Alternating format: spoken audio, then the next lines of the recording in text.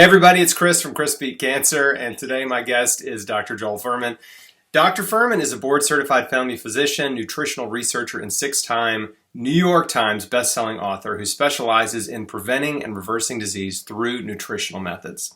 His numerous scientific publications include his foundational discoveries on food addiction and human hunger, published in the scientific journal Nutrition Journal.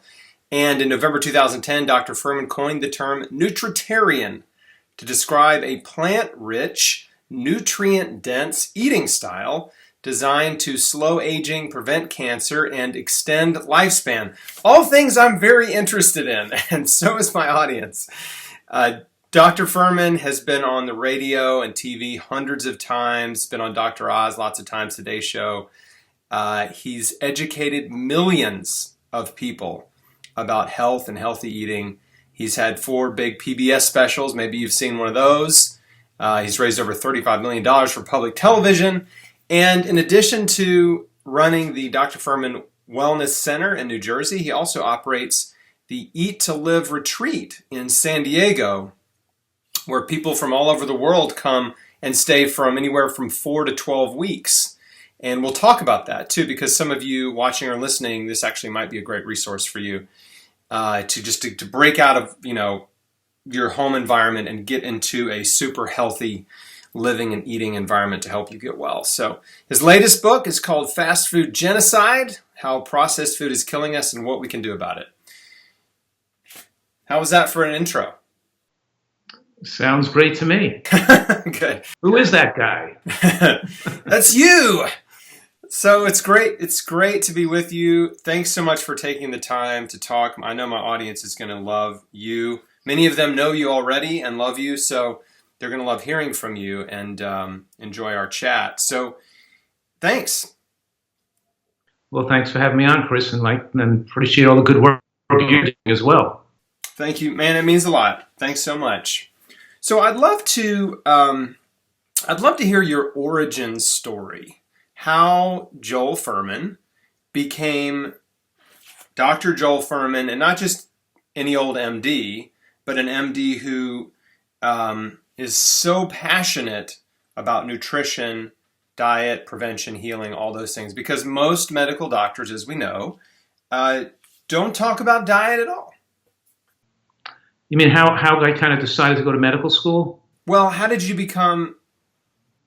I went to medical school with the specific intent to be a physician specializing in nutrition. That's why I wanted to go to medical school. How did that happen? I mean, how did you become interested? I think I became interested when I was in my teenage years. I was reading books that my father was reading too, because he was overweight and sickly, trying to get his health back. And I read the books and started to expose myself to the community of natural hygienists, most of reading Dr. Herbert Shelton's works. Yeah. Back in the 1950s, and I was born in 1953, so it must have been around I guess the 1960s. You know what I mean? In the 1960s, and I was a competitive ice skater. And then when I left the skating community, I was working in my father's shoe business, but always thinking that I should probably go back to get the pre-medical requirements to go to medical school, because my passion was nutrition. I was dabbling that. Then my sister, who was 5 years younger, had graduated from college, and had a graduation party. And and one of her friends at that party said they were going to medical school, and I started having a conversation with this woman, saying, "Well, what do you want to go to medical school for? Doctors just treat people with poisons, and people are smacking themselves with poisons and junk food diet, and they think that drugs are going to fix that." I said, "We got to get people to change the way they eat if we're going to get people healthy." So this woman said to me, if you use the word passionate, she said, you sound so passionate, she said. If you're this passionate about that, she said, why don't you go to medical school too? Why don't you go to medical school and try to change things and do it differently and have an impact? And then so I wound up marrying that person. Oh. And at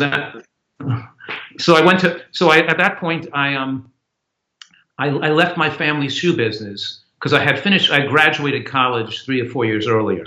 And I was working, so then I left. So I was dabbling and taking some courses. But I said, you're right. My wife, the person I was dating then, who became my wife, Lisa, she was going to medical school.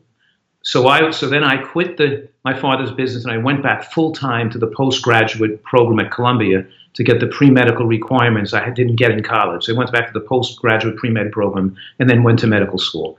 So I quit everything and just, you're right, I should just do this. For this is my passion. I got to do it. And then we got engaged and we both went to medical school together.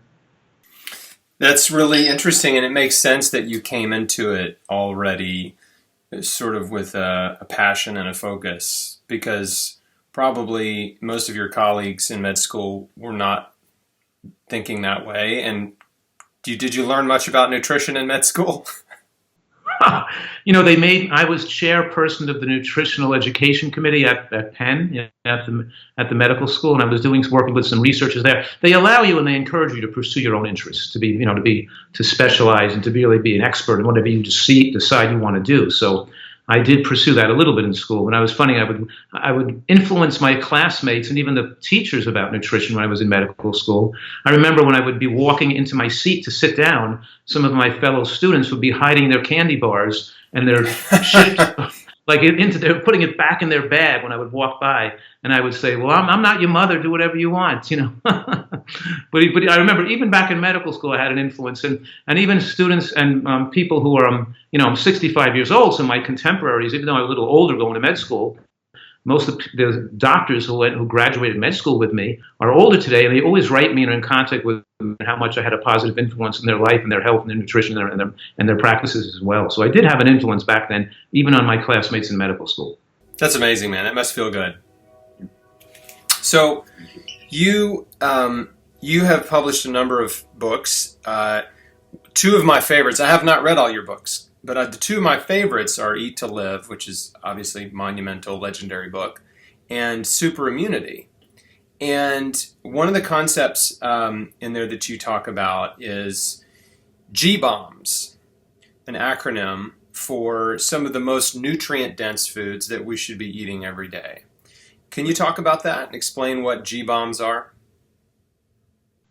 Right. So as you said, the acronym G-BOMBs stands for green, particularly green leafy cruciferous vegetables, and then beans and onions and mushrooms and berries and seeds, these food categories that have the most scientific support for their anti-cancer effects. And we know that from scientific studies, the same foods that powerfully protect against cancer prolong life and prevent recurrence in people who already have cancer. So the same dietary portfolio that's preventative against cancer is effective for people who have a diagnosis of cancer. So that that's a key. And I want people to eat those foods and try to eat large amounts, especially green vegetables, because with regard to leafy green cruciferous vegetables, the studies seem to indicate there's no threshold effect. By a threshold effect, I mean that as you go from 10 grams to 50 grams to 100 grams to 150 grams, as you increase the amount you're consuming, it doesn't level off. The benefits don't flatten out. You continue to get benefits as you go to the higher amounts. A study on 134,000 Asians showed that when they divided green vegetable intake into 5 different quintiles, in the highest quintile, the highest fifth, we had the most long-lived people and the most longevity. With mushrooms, it's a little bit different because mushrooms seem to max out the threshold effect at 20 to 30 grams a day. You can eat, if you're eating eating cups and bowls of mushrooms, it's not going to give you additional benefits from eating a moderate amount. And 20 to 30 grams of mushrooms, what does that translate to? 10 grams is the size of your thumb. So yeah, just a few, or one. You don't have to eat huge amounts of mushrooms, in other words, but they are the most powerful foods with the most powerful anti-aromatase effects. Aromatase is the enzyme that produces estrogen, and higher circulating levels of estrogen increases risk of breast cancer and prostate cancer. And you know that the fat cells on the body, your fat on your body, is a hypoxic tissue. By hypoxic means the blood supply, it's not well perfused with blood vessels, so it's not getting enough oxygen. So it puts out reactive oxygen species and free radicals and toxins, and like cytokines and lipokines. It throws out more waste products. And the inflammatory compounds thrown off by the fat supply excite aromatase and make you produce more estrogen. So an overweight person with fatty infiltration of the breasts, a woman, for example, could have 10 times the estrogen stimulation of breast tissue if she's overweight compared to not being overweight. So it's the combination of being overweight, but then if you are normal weight and you consume mushrooms, it really it protects the breast tremendously against breast cancer, and it's even more, it's comparatively or more effective than taking tamoxifen, the anti-aromatase inhibitors that they give you people with breast cancer, these drugs. But what I'm saying right now is that there's no such thing as a healthy overweight person. That the underlying principle of a nutritarian diet is moderate caloric restriction in the context of micronutrient excellence and full phytochemical exposure of all the protective compounds. But if you're overweight, the fat cells make you insulin resistant, and higher circulating insulin increases risk of cancer and promotes angiogenesis. And then it produces more aromatase activity, and higher levels of estrogen promotes cancer, and it also promotes other inflammatory and pro-cancerous compounds. And so we're talking here that we need to get the nutrient levels up, but at the same time, we have to have the diet be hormonally favorable, and the precision in the amount of calories is important and has to be individualized, so people slow their metabolic rate down by moderately reducing calories, but not to the point of getting too emaciated or anorexic or too thin. So it has to be very controlled for maximizing human lifespan and maximum protection against cancer. So as complex as it sounds, it actually is pretty simple in practice, though, right? In terms of eating the right foods and the wrong foods. So I know the question you get a lot, and I get it a lot too, is, let me put it a different way. Do humans need to eat meat or animal foods to be healthy? Well, I would reword that question a little bit and say that is a diet with a little bit of animal products going to be more dangerous than a diet that's completely vegan? In other words, does a little bit of animal products add to the quality of the diet, or does it distract from the quality of the diet? That's let's look at that for a minute, okay? Because that is a really complicated question, because most of the studies, and we like to look at long-term studies that look at hard endpoints like death and how old people are when they die to get more facts and credence, because short-term studies with soft endpoints can show anything, But in any case, it seems that all the long-term studies with many thousands of people show that as you ratchet up animal protein in a diet, you accelerate risk of cancer and risk of cardiovascular death. And the mechanisms there's a few different mechanisms. One is that as you eat more animal products, you produce more gram-negative bacteria and more TMAO, or trimethylamine oxide. It's a byproduct of gram-negative bacteria in the gut, and of choline. So you produce more pro-inflammatory compounds that promote dementia, heart disease, and cancer. And as you get more animal protein in the diet, because the protein is all biologically complete, it's already preformed to be complete, and then you're eating. And when you eat excess protein, it produces excess hormone because the body can't regulate down. It's not going to burn all those protein for energy, and the body can't excrete protein as efficiently in the urine and doesn't burn. So it will turn it into hormone, and the hormones will accelerate cancer. So just like excess insulin from excess simple carbohydrates, excess insulin promotes cancer, but extra protein from animal protein from IGF-1 also is a growth-promoting hormone that promotes cellular replication and cancer as well. But we know from looking at primitive populations that don't eat animal products, they would be deficient in B12, and it seems like a little bit of seafood in the diet may supply people with the extra zinc, DHA, and B12, making the diet safer than being on a strict vegan diet, which may have been the case in prior generations, that vegans couldn't thrive. But in today's society, we have the opportunity and ability to take B12, to take a little extra zinc, or to take DHA to remove those potential deficiencies that a vegan diet might have. And then the question is an intelligently and conservatively supplemented vegan diet more lifespan promoting than one that includes a little bit of animal product, even in small amounts? That's a difficult question to answer. The Adventist Health Study 2 looked at that was just published about a month ago, that looked at if small amounts of animal products, 3 to 5 servings a month, had increased risks of sudden cardiac death or cardiovascular death over people that were complete vegans, and a little bit of meat in the diet was a negative. And they seemed to show in that study that you had more cardiovascular deaths in those even eating a little bit of animal product. That was cardiovascular death.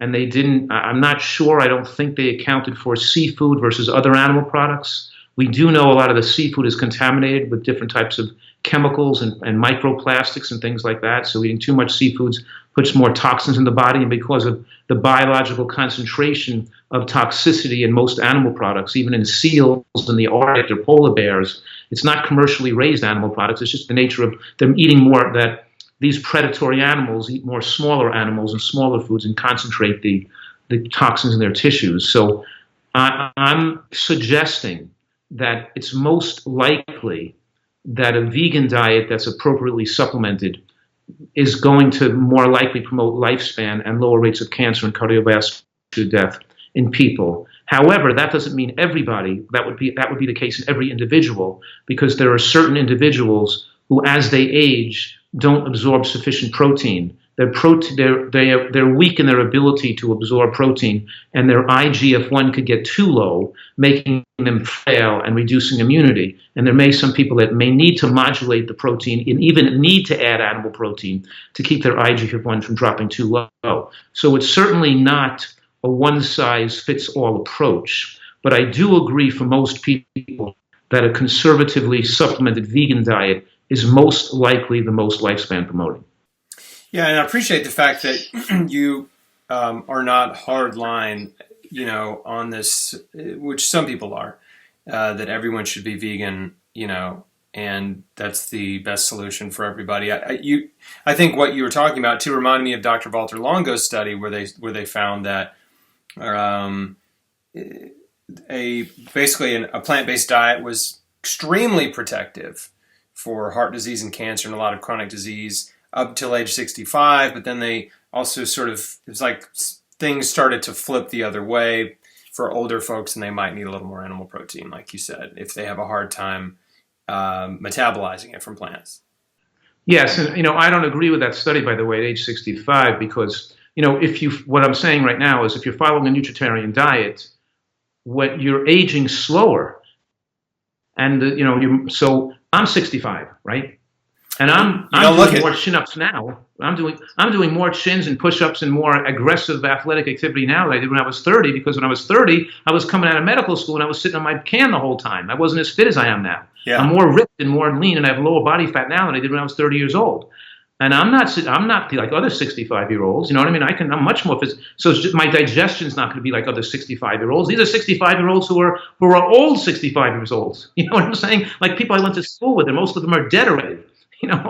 But so I'm saying that may flip in a healthy person at age 80, not at age 65, number one. And number two, eating the right diet may prevent that need for increased biological protein to raise IGF-1 that would happen if a person's eating high levels of meat all their life. So it's not quite, that data needs a lot of scientific figuring out the accuracy and details that are not quite accurate. So what we do differently is we measure each individual, and we see their bioavailability of protein, their level of IGF-1, their level of inflammatory proteins. So so it's not just a guessing game. So I would never give that type of advice. So at age 65, eat more protein. You know what I mean?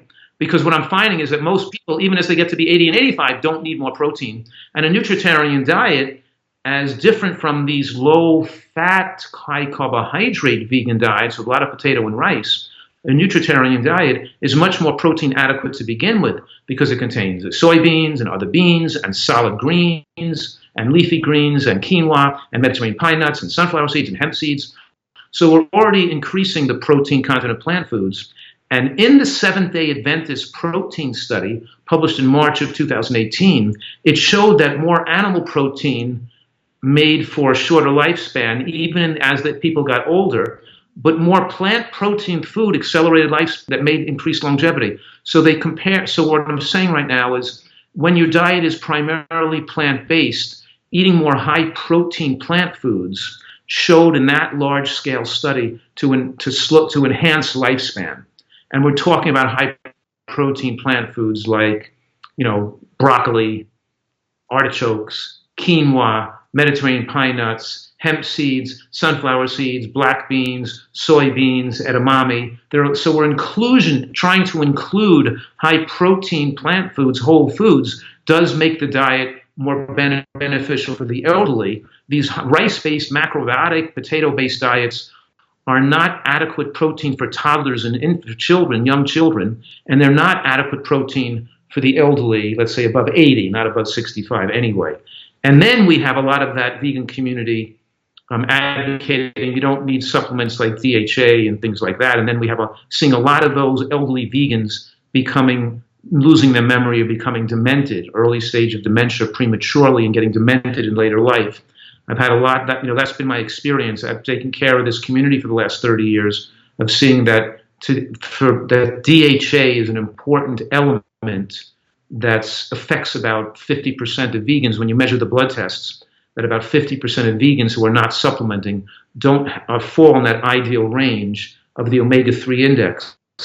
We see that the omega-3 index, when it starts to go below 4, we start to see studies showing brain shrinkage.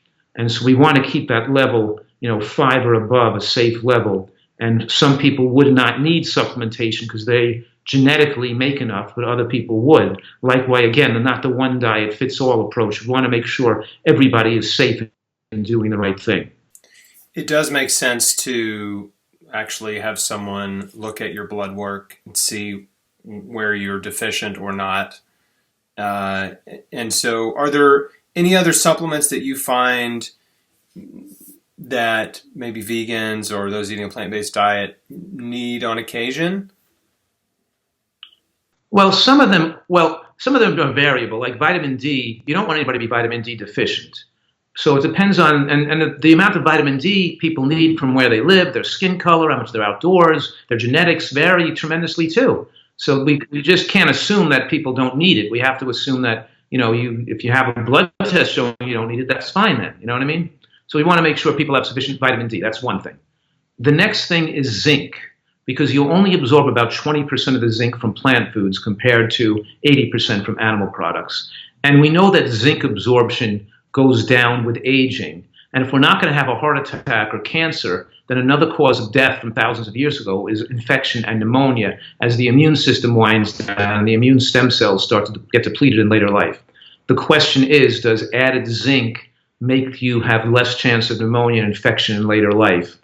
And we do have some answers, some studies, not on vegans, but we do have some studies just in regular people, elderly people taking zinc, so they show they have less pneumonia. So I'm thinking it's most likely the case, since the vegan diet is marginally borderline in zinc status because of the low absorption of zinc on plant foods, that it's most likely the case that zinc benefits vegans as they age as well. So I'm thinking, so most likely it's B12, vitamin D, zinc, and DHA are the most important elements to think about. K2 is another element, but the data on K2 is a little more iffy. You're not sure if you may be on a healthy diet, whether you can convert more of the bacteria from K1 into K2 sufficiently enough. Another unknown where the data is not really there yet to come to a definitive conclusion. But so I do recommend people add that just in case, because a little bit extra is not going to hurt anybody, and we don't really know for sure. You know what I mean? So some of the areas are gray areas. You know what I mean? Yeah, like the D3 with K2. Yeah. Okay. Is there any particular form of zinc that matters, that's better than others, or if someone is just... Yeah, I don't think so. I don't think you need to take that much either, And the problem with zinc also is you can't check your blood test to see if you're adequate in zinc. You have to just guess, because the blood is not an accurate indicator of your zinc status. It's mostly intracellular, Oh, okay. So you mentioned beans earlier, and I know it's one of the G-bombs, sort of fundamental high nutrient dense foods. And there's a lot of food fear these days around legumes and beans, thanks to another very famous MD. And I'd love for you to touch on beans and specifically on lectins and phytates in beans and help alleviate this fear that a lot of people have that is unfounded. Right. Well, a lot of people in the nutritional field come up with various hypotheses. The hypothesis is that it's better to cut out all the nuts and all the fat out of your diet if you have heart disease. Now, that's a hypothesis. But the question is, what do the studies show? What if we look at all the evidence we have that's been collected in every study on that subject and all the data? What is the data? An impartial jury of French judges, what would they, if they viewed all the evidence, what would they find? So we have to, in other words, view the evidence in a very comprehensive and impartial way. And so what I'm saying right now is that unquestionably, we know that beans are linked to enhanced longevity and lower rates of cancer. Not in probably more than 1,000 different studies. And all the blue zones consume zinc, all the longest lived people consume beans. And we know what's in beans. They have a lot of resistant starch, a lot of inositol phosphate, a lot of polyphenols. We know they're protective against cancer. This idea that lectins and phytates are anti-nutrients, we actually know the opposite is true, that lectins and phytates have beneficial effects on the body and beneficial effects on longevity. So lectins from certain beans can be dangerous only when the beans are raw or inadequately cooked. And that's why we only sprout small beans like lentils and mung beans. We don't sprout the big beans like red kidney beans or cannoli beans. We don't sprout those beans because when they're raw, they can have dangerous amount of lectins. But when they're well cooked, as they should be, when they're soaked and well cooked, there's no danger from lectins, and you get tremendous benefit from those foods. So the person who wrote that book, most of us in the nutritional field don't consider his writings and what he said to be honest and truthful, because the data that he supports it with, the studies that he supports it with in his book, don't say what he says that the book says. So he's misrepresenting what the literature says. And then he's claiming that he's done research, his own research, that doesn't even make sense. But it's never been published, never been any peer reviewed, never been out there anywhere. So he's making lots of false claims. And certainly that doesn't mean that some people can't be allergic to certain foods and some people can't do better without beans. Nobody's denying it's always exceptions. Some people may be allergic to nuts and they shouldn't be eating nuts either. You know what I mean? But that doesn't mean that beans are not an excellent food for the vast majority of individuals, which of course they are. And I'd like to say one thing about this is that the blue zones, where we have the most long-lived people, Sardinia, Okinawa, Loma Linda, all these areas of the world where you have the most long-lived people, they are living longer in some haphazard fashion because you happen to have healthy food around and they're happy to be eating a healthy diet compared to other areas of the world. But I want to just make this clear, that a nutritarian diet is designed scientifically to be much more lifespan promoting than a blue zone would be. Because we're using scientific studies to show what are the advantages of the blue zones, to make sure we have and what are the advantages of the most powerful anti-cancer foods, and we're using modern transportation and growing methods to have like wild blueberries available all year round and frozen out of your freezer, or to have access to green cruciferous leafy greens all year round, and have access to foods the blue zones didn't have access to. So a high potato-eating blue zone like the Okinawans, high sweet potato with some low amounts of fish and some sea vegetables, and the Loma Linda blue zones eating more vegetables, whatever it is I'm saying here, or the Sardinia blue zone eating more tomato sauce and no sweet potato and more fish, but no, so the question is, how do we take the best from every blue zone? How do we take the best foods that are shown in studies around the world? We look at all those studies on individual food and longevity, then we check off every box to make sure your dietary portfolio is full with all the most powerful longevity promoting and anti-cancer food. And that's what a nutritarian diet does, which should enable us to live much longer than the blue zones. You follow me? It's tweaking the blue zones up to a different level of excellence. Well, yeah, it makes sense to investigate and kind of take the best of all worlds and combine them. So what does your daily diet look like? What's a typical breakfast, lunch, and dinner look like for you? Well, I try to encourage people, including myself, to have a big salad for lunch. So I'm usually finely chopping up some arugula or watercress or broccoli sprouts with lettuce and some kind of little red onion or scallion, tomatoes, and then I'll make a nut and seed based dressing. I'll usually, maybe tomato paste or tomato sauce with almond butter and sunflower seeds and some champagne vinegar or fig vinegar or something. I'll make some degree of a healthy dressing, and I'll usually have a bowl or some vegetable bean soup or a vegetable bean loaf or a chili or something like that with one piece of fruit. It's just I enjoy having some of my favorite fruits like jackfruit or something like that, frozen jackfruit or frozen blueberries or frozen. And I'm mentioning frozen because you can't always get fresh, and frozen is much less expensive. And with frozen blueberries, for example, they're not treated with fungicide, whereas fresh, if you buy fresh, it has to be organic because the fresh berries are treated with fungicide, so they don't get fungus on them, whereas the frozen is not. So if you can't afford organic, you're better off buying frozen because it doesn't have fungicide on it, not buying non-organic fresh. You follow me? Yeah, that's great advice. I'd never heard that before. So, what about breakfast? What do you have for breakfast? For breakfast, I vary so much. Sometimes I'm just having a glass of vegetable juice and going to the gym, or sometimes I'm just having some type of raw oats, with some type of cooked oats or raw oats with flax seeds and chia seeds and blueberries and raspberries or something. That's pretty much my breakfast every day. Yeah, something like that. Usually seeds. Quinoa or steel-cut oats or something, and lots of berries and things. You know what I mean? Yeah. Or sometimes I may even skip breakfast and just go to the gym and kind of have my vegetable meal when I come back from the gym at 10 o'clock. You know what I mean? Berries. Yep. And so you might have oatmeal with some berries and nuts and seeds and stuff like that. Flax for breakfast. A giant salad for lunch with some bean soup. And then what does dinner look like?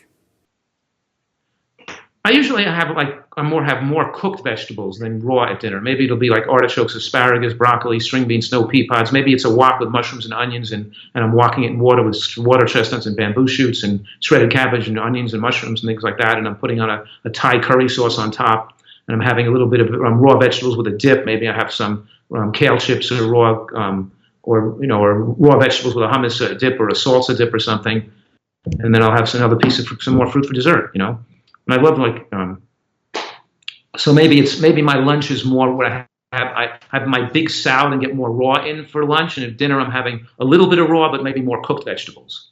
You know what I mean? And then I'll have my fruity dessert. So talk about the best. Obviously, I've got a large audience that are very cancer sensitive. Some of them are cancer patients. Some of them are cancer survivors. Others are just what I call cancer conscious. Right? They've had people in their life, parents, friends, siblings, children with cancer. And so what are the most potent anti-cancer fruits and vegetables? Well, one, the most potent is probably green cruciferous vegetables. Green vegetables have the most protection against dementia and of cancer and of heart disease anyway. So, I usually make that juice for people who have cancer and make it 1/3, 1/3, 1/3. We don't want to make it all green cruciferous totally because too much juice cruciferous can suppress your thyroid too much. But a third is perfectly within that 3 to 6 ounces a day is perfectly fine. It's not going to have any negative effects. So we usually have, let's say, 1/3 bok choy cabbage juice, 1/3 carrot beet juice, and 1/3 lettuce, cucumber, celery, you know what I mean? More of the lettuce juices, stuff like that. So the reason why I'm using the juice is because when we feed a person a diet, that usually takes them 6 months to get their level of nutrients in their tissues high enough to be equivalent to where mine are, let's say. We could measure your nutrient levels with a carotenoid scanner.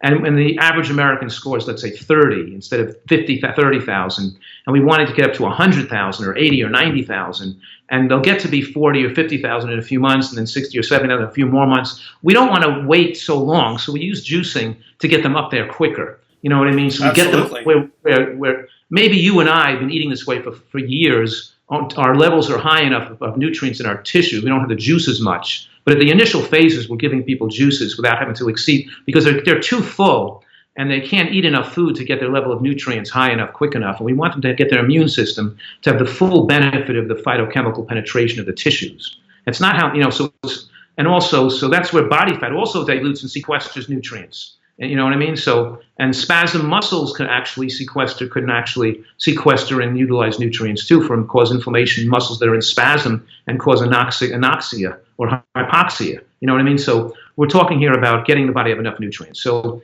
Well, so So you were asking me. let me interrupt you. So you said fat cells can sequester nutrients, and I think this is something that probably a lot of people have never heard before. Can you expound on that? Well, you can imagine if I put some carrot juice in a cup of water, it's going to have a certain concentration per milliliter. But then if I put that same amount of carrot juice in a gallon of water, the amount of concentration per milliliter is going to go down. And it's the nutrient density in your cells and your tissues that determines your body's immunity. So that when you're putting the same amount of nutrients in a bigger vat of tissue, it's going to be dispersed much more readily. So when we're measuring people, just the losing of the weight concentrates the nutrients better in their remaining tissues.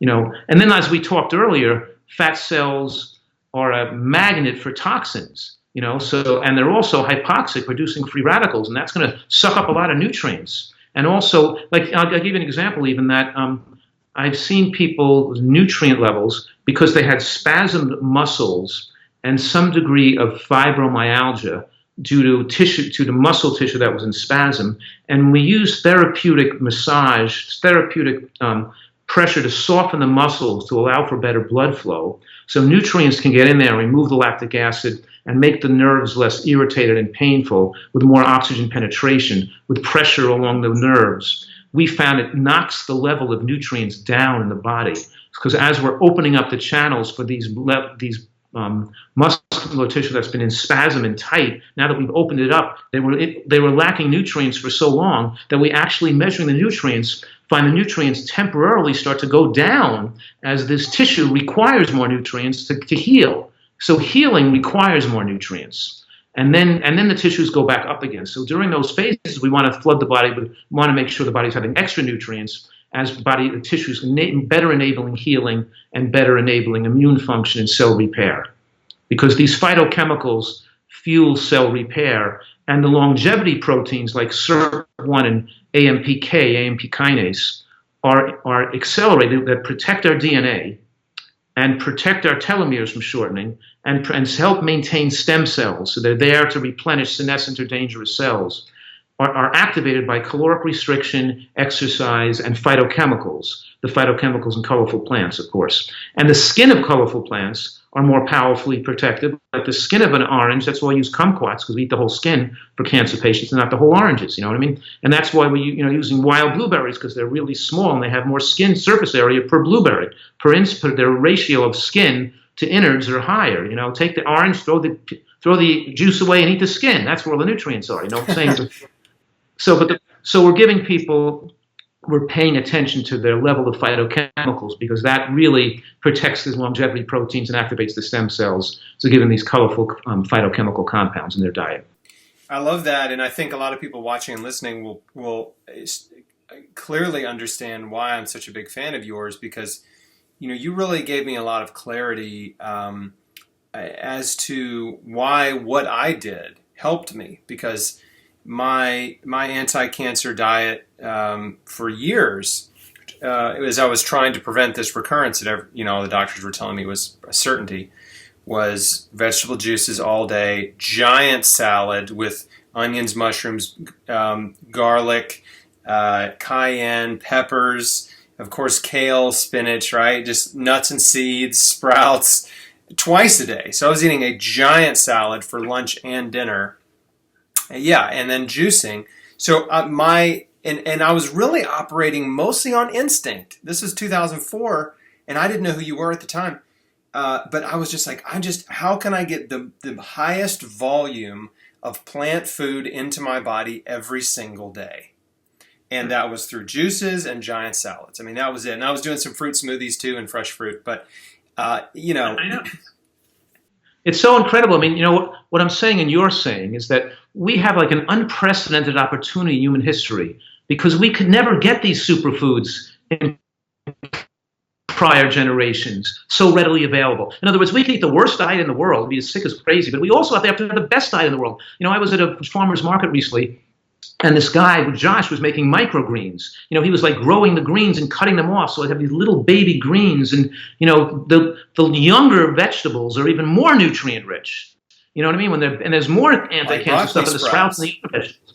Yeah, so sprouting and using microgreens are like cutting the greens off when they're young and having now you can buy like baby lettuces and things too.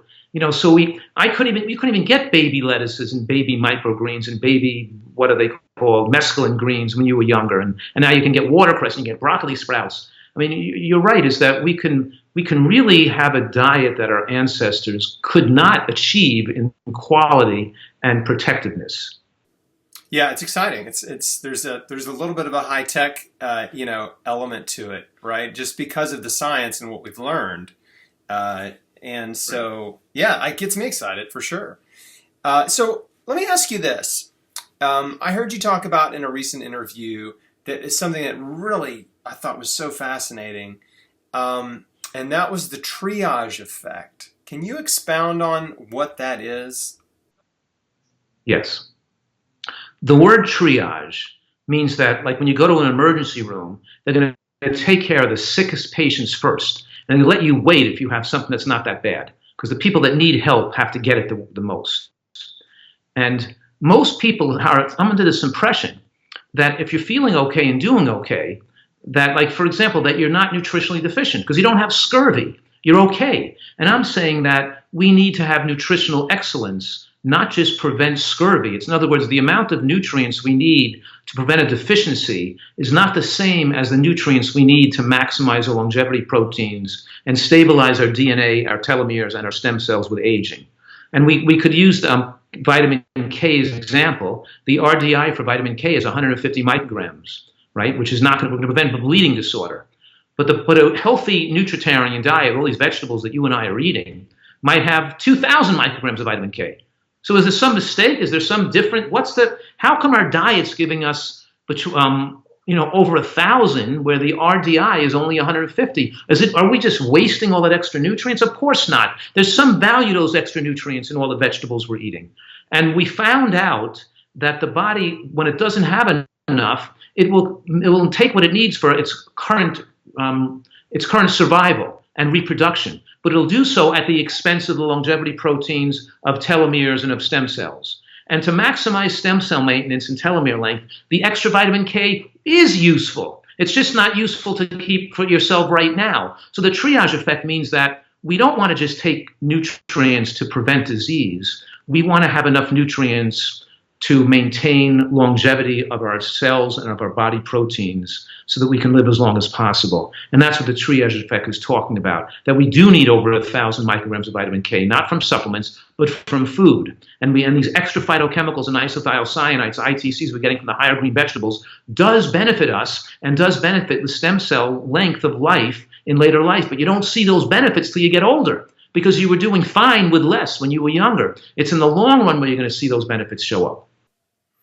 Yeah, and what you're saying is that if a person is nutrient deficient, then their body is going to, rob nutrients from itself to, for emergencies, right? That's the triage analogy, right? When there's an injury or there's inflammation or something or other, and it doesn't have the abundant supply from diet, then it's gonna just, take it from wherever it can get it, another tissue.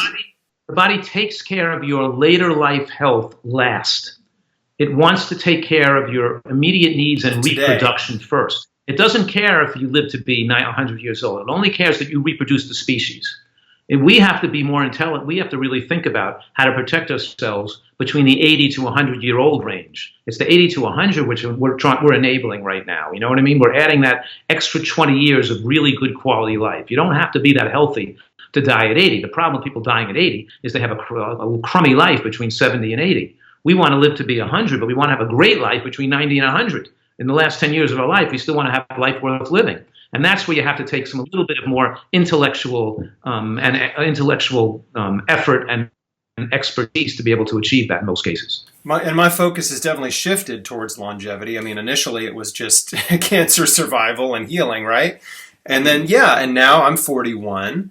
And I mean, I've got 40 to 60 years of life, right? Hopefully 60-ish years of life left. And sure, I'm, in some ways, if you're discounting it, the healthy things I do, I still have a risk of getting lots of different cancers in the next 60 years of life. So like my big motivator is prevention of chronic disease, heart disease, cancer, diabetes, but then also, having a great quality of life. And my dad is 82, and he's got some problems. He's got Alzheimer's, and his health is declining.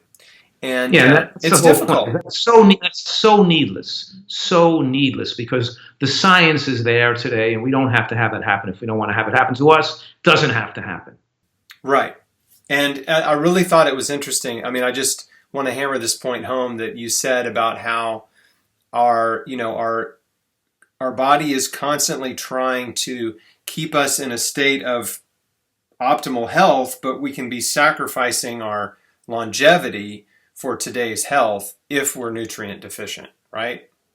Exactly. It's like we're robbing days off the end of our life, to stay healthy now. And we do that. We rob days off the end of our life, and we eat processed foods and foods that don't have nutrients in them. So the more you eat that pizza and those bagels and then pour oil on your food, the more you eat calories without a nutrient load, the more you rob the end of your life. You can be slim, you can go to the gym, you can run down the block, but you're going to be paying for it at the end of your life the more processed foods and low nutrient foods you eat. I heard you talk about you've had some case studies where you were able to reverse childhood type 1 diabetes. Can you talk about that here? Yes, it was the case studies were actually published in the International Journal of Disease Reversal and Prevention about a month ago. Oh, amazing. So, okay, we'll link to it in the show notes. Yeah. So basically, I found that when some children come to me very, very early after they first diagnosed, or even before, even if there's some suspicion of them going soon to be diagnosed with type 1 diabetes, that's when you have the most ability to reverse it. And I gave you the example of a case of a child who was getting type 1 diabetes. We caught it early enough and reversed it with excellent nutrition. And I gave you the example of a case of an anesthesiologist, was a doctor in a local hospital using 100 units of insulin a day, who almost had to quit his job because his diabetes made him so sick. When he followed a nutritarian diet, he was able to cut his insulin use down by about a third. Cut it down by 2/3, only use a third of what he needed, no longer highs and lows. And I'm making the point that type 1 diabetes does not have to shorten your life, but the way endocrinologists and diabetologists treat type 1 diabetes is barbaric, because we tell people just take as much insulin as you want to cover the carbohydrate you want to eat. And they're not told that excess insulin, how dangerous excess insulin is. And they can't just use insulin whatever they want to cover their glucose. They have to eat their diet to keep their glucose low, so they don't need much insulin, because excess insulin is cancer promoting. So and also promotes heart disease and dementia. So what I'm saying is that we have to have a new paradigm of how type 1 diabetics are treated. And there has to be a limited amount of insulin that they're permitted to use, and they have to follow a diet that's going to require that limited amount of insulin. And my type 1 diabetics, I assure, that can live a long, healthy life without heart disease, cancers, kidney failure, blindness, and leg amputations, because it's not the type 1 diabetes that gets them in trouble. It's the diet that's requiring so much drugs that are getting them in trouble. Yeah, and I know so many diabetics that, their diets are just absolutely terrible. Yeah, and they're definitely not getting better. And it's, as you know, some people they're not interested in change, right? You can't help them if they're not willing to change. And so I don't exhaust much energy at all worrying about folks that don't want my help. And I just try to focus on the ones that do. And I know you're the same way. You work with a lot of people. Go ahead. I was going to say, but those people who need this the most, who wouldn't think about wanting to do it, I now can affect those people positively. Like just a couple of months ago, this woman, because I have this facility now where people can stay for 2 or 3 months. And so, let me give an example. A person comes in, she's drinking 6 cups of whiskey every night and eating a junk food diet, and she's about 80 pounds overweight and sickly and a food addict, and she's referred in by her family, and she doesn't even want to be there, and she doesn't want to change, let's say. And she's irritable, and she hates the food, and she's going through crankiness of coming off her alcohol, and she's, and if she stayed just 3 or 4 weeks, she wouldn't have probably been helped. But by learning this information, retraining her taste buds, we've changed her personality of who she is as a person. From a person who wouldn't have even considered doing this and wouldn't want to do this, she became a person who wouldn't eat any other way now because she sees the benefits, sees what it did to her body, understands the benefit to her long-term health. And we've literally changed her personality through enough time away from her addictive triggers. You know what I mean? So just like another case I had come in who weighed about 400 pounds and yo-yoed their weight on various diets, a tremendous food addict, lost 50 pounds while she was there. And then when she went home, she lost 150 pounds the next 12 months because her personality changed and her desire for these foods, her understanding of the food, in other words, we give these people psychological counseling. We know it's an emotional problem, but it's a physical addiction to foods because these frankenfoods are designed to take over the brain and make you like a calorie-consuming monster. So these people who think they can't do this, or even if they think they don't want to do it, you know what I mean? I have people come to some of my immersions and the husband's coming with the wife, and he's not coming for the food or to learn anything. He's just coming to play golf at the hotel because he's not going to eat this food anyway. You know what I mean? Let the wife go to the lectures. But he sits in for a couple of lectures, and it gets to him, and then over time he changes when he didn't even think he'd wanted to change. The point I'm making is that I've had so much experience that I've seen even that people that don't even know they want this, if they're exposed to enough of it, they realize it's a good thing for them. Yeah, and I think there's a shift that happened in my mind, and I feel like it's pretty similar in most people, is that it no longer becomes about what I can't eat, right? It no longer becomes about deprivation, and they get excited about what can happen to them if they start making those super healthy choices. And I totally know that's what you're trying to do, and that's what I'm trying to do too, is I get people excited about nutrition because of how it can change their life. So talk more about the Eat to Live retreat, because what is it? Where is it? What is it? Right. You understand my dilemma of knowing that that some people can read a book, come to a video, come away for some event, and they can get it and they can do it, and that's fantastic. But it's always troubled me that some people who are so addicted couldn't do this on their own in their own negative home environment. They had too many negative signals. They just couldn't yo-yo. They went off it and on it. They just couldn't do it.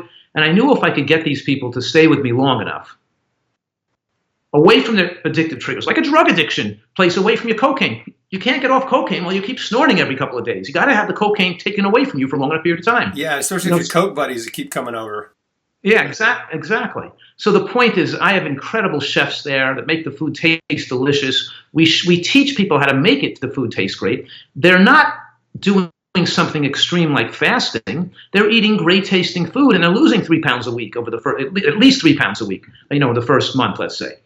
But the point I'm making now is that they learn how much to eat, how to make the food, how to make it taste good, which recipes they like. They get the psychological counseling and the emotional to deal with the emotional issues of what caused them to want to use food as a stimulant and why they want to avoid the problems in their life. And they get their creativity back. They get their intelligence back. They handle their life problems back by addressing them and not by burying them and covering them up with their addictive tendencies. And then they learn how fun this can be. And once they're there for a while, they start to appreciate, like you're saying, they start to appreciate and be grateful for the food.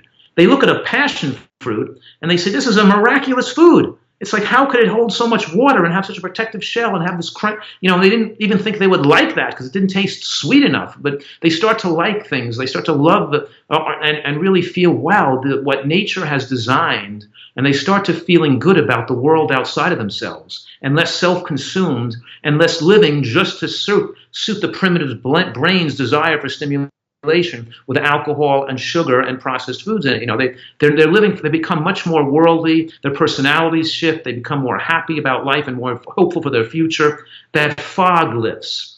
So what I put together north of San Diego is a really beautiful place where people can get well. And for certain people who have diabetes or who have like early stage cancers and don't mechanically put this together, or they're overweight, or they're food addicts, or they have blood pressure or heart disease problems, it really assures me that they're going to be able to leave and do this. Because they have these places people go to for a week or two, and they feed them healthy diets, some of these places. But the people go home and don't follow that diet. They can't stick with it. This is different. They really learn how to master it, so when they go home, they can continue it on their own and do it right and enjoy it. So I'm really getting rewarded from this, seeing people, because all my life, the whole thing about the excitement and my passion is watching people make transformations, and seeing that is so exciting. Having people, that when I talk about that patient who had ovarian cancer that metastasized to her lung and was given 6 months to live, I never want a person to be put in that position. But the fact that she's alive now, 18 years later, and in great health, is a thrill. You know what I mean? Because this person is living and thriving, and so it was going to die if she didn't do this. And that is thrilling, But so the bottom line is that even people can't do this on their own or won't do it on their own, I still have figured out a way where I could help them and make it stick for them. You know what I mean? At the beautiful retreat we set up. And weren't you telling me when we talked the other day that you grow all of the food that's served there, or a lot of it? A lot of it. Eventually I'll probably be growing the vast majority of it. You know what I mean? So, but yeah, I put in 55 exotic fruit trees. I have big vegetable gardens. I have the best soil in the world, and the best soil makes the best food and makes the best nutrients. And when you're talking to a person getting over from a cancer, getting well from cancer, or getting over an addiction with the best nutrients from the best soil, it helps. When you have the microgreens and the sprouts and the juicing, when you have like the best soil, and my soil I put in the beds there is made from gold earthworm castings, where the earthworms aren't fed junk food and cardboard. They're fed a special healthy, earthworms even fed a healthy diet to make the earthworm casting. From the healthiest earthworms. No, we're not using commercial manures from animals fed antibiotics. We're using bat guano and wild jungle and forest compost and real crushed mineral rocks. We're not using artificial fertilizers that can be contaminated with cadmium and stuff. So even the soil is really great, and it's wonderful to watch the food grow in such great soil, because the food is like exploding out of the ground. I remember when I first planted some greens there, we didn't have the fence. Had a little defects in the fence. Some rabbits got in and ate the greens. So we fixed the hole in the fence so a rabbit couldn't get in. And then within like 2 weeks, it was like exploded in growth because the soil is so rich. So it's really been fun to have. That's why the rabbits really wanted it too. Yeah, exactly. Yeah, that's amazing. That sounds great. And people can come for anywhere from 4 to 12 weeks, or that's the thing that I thought was so wonderful is, it's like, we've talked about this and you touched on it, but there's a lot of cancer clinics and retreat centers and things like that where people will go for a few weeks and they'll get a benefit, right? They'll start to feel better. Their blood work might improve. They might increase their energy. They may even, get out of the wheelchair. Like, things start happening and it's really great. But they start that momentum, but then they go back home and their life's a mess and there's a ton of stress, and their pantry's still full of junk food. You know what I mean? And so they are unable to, and maybe it has to do with personality type or, astrological sign or whatever it is, right? But they go home and it's biological too. It's biological because it's not enough time away from the addictive trigger for the brain's dopamine sensitivity to tune down. And it's just so, people need more time to get rid of those addictive drives. It's like staying off cocaine, staying off alcohol, and your taste buds don't get stronger. After a few weeks, you're not enjoying the flavor of natural foods as much as you're going to have that ability to enjoy them after 8 to 12 weeks. It takes longer to retrain the taste buds, and it takes longer to be emotionally attracted to those foods. It takes time to lose the emotional attraction, and it takes time to use the physical attraction for that. So there's too high a probability of falling back. I'm not saying that it's not benefit to some people, and that I have people come to stay 1 or 2 weeks for me too, and I do the utmost benefit to get to them and to have them do the best they can. But the probability of success just is heightened when you stay a longer period, and that's so with the probability of success and less chance of recidivism, the same thing as with cocaine addicts or cigarette smokers. The longer we can keep them in a healthy environment, away from smoking and away from cocaine, the more likely they're going to stay off it long term. But this is even better because they become experts in how to make the foods, their taste buds change, and of course they've got more counseling and emotional counseling and psychological counseling about food addiction, so they were able to deal with the problems in their life better. So with the whole picture, just the time really is needed to assure the obstacles are removed and they can comply with this and enjoy it as much as possible. And there's medical supervision on top of that, right? And it's my medical supervision. In other words, I'm the doctor there personally caring for the people, which I enjoy tremendously. I love that. Okay, folks. Well, I will put a link to that retreat center in the show notes if anybody's interested in finding out more about it. It sounds amazing. I mean, I would be inclined to go myself had I known about it in my healing crisis, like just to break out of my life. I'm going to invite you to come one time, even if it's for a short period of time, because we have a sand volleyball court and more like exotic fruit trees, and we have disc golf course. You know what I mean? So you're going to come on my invitation just to have a good time. We'll have some fun together. Come, you and your family. I would love that. Next time I'm in San Diego, I'm coming, man. That sounds great. I want to see it. Sounds amazing. Well, Dr. Fuhrman, thank you so much for being so generous with your time and sharing your knowledge and expertise with my audience. I know you're passionate about it, and probably like me, it's, you never get tired of talking about it.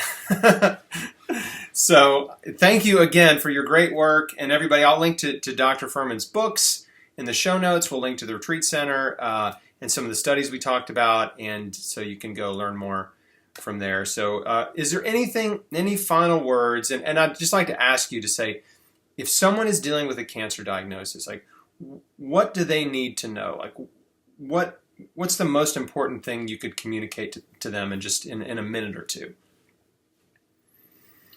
Well, I think my message is similar to yours, and that's I really appreciate the camaraderie here. And this is a message of hope and healing and positiveness. And the fact that people now have something they can do to change their outcome. And we know that there's lots of data to suggest this is not hocus pocus. This is not alternative medicine. This is progressive medicine. It's scientifically vetted. That people live longer, have less recurrence, and do better because they've watched their diet. And when you tweak the diet to this extreme of excellence, it's very, very powerful. So and it's therapeutically, we're talking here that it's therapeutically more effective for multiple diseases, including autoimmune conditions like lupus and psoriasis and asthma and scleroderma and Sjogren's syndrome and rheumatoid arthritis. In other words, nutritional excellence is therapeutically effective, and people have to know about it and take advantage of it. That's perfect. And I'll just add this little bit, which is, I think, what I am trying to communicate most to people is that, you don't have to be a victim of disease, and that your choices matter. And no matter what medical treatments you choose, there's so much you can do to help yourself at home, right? Through the choices you're making every day, especially the diet, right? That's a foundation of health. And so, to me, that's so encouraging and exciting and empowering. And again, thank you so much, Dr. Fuhrman, for your amazing work. It's so great to know you and to be on the same team. Great to know you too. Okay, best of luck to you and all your listeners, and hope we meet again in the near future.